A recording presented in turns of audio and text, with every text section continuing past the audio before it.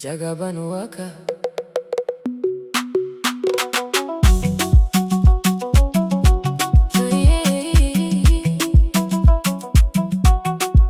Jagaban Waka. Fauziya.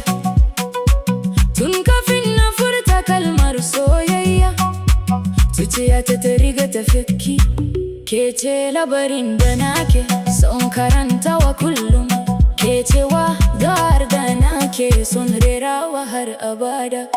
Duk lokacin da na ganki, sai zuciyata ta manta da komai. Murmushinki kamar hasken wata, yana kawar da duhun rayuwata.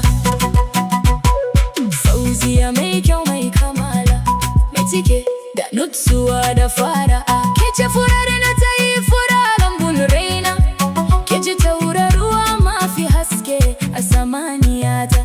Lokacin da kika kalle ni, sai kalmomi suka gare ni, saboda idanunki suna dauke da don ɗan kauna. Da zuciyata ta yi fahimta ba tare da an fada ba.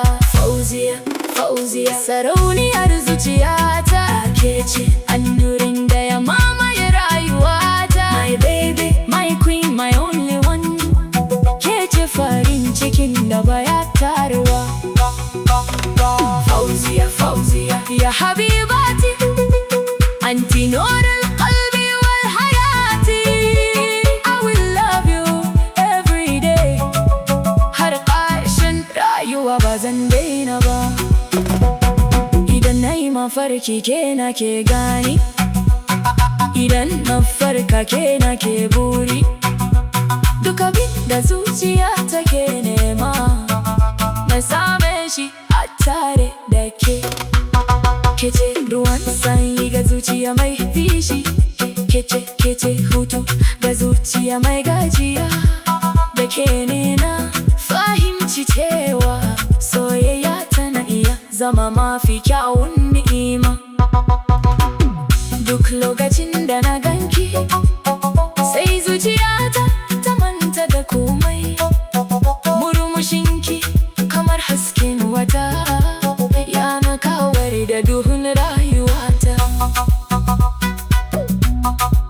Fauziya, idan akwai sarauniya duniyata, to ke ce ita.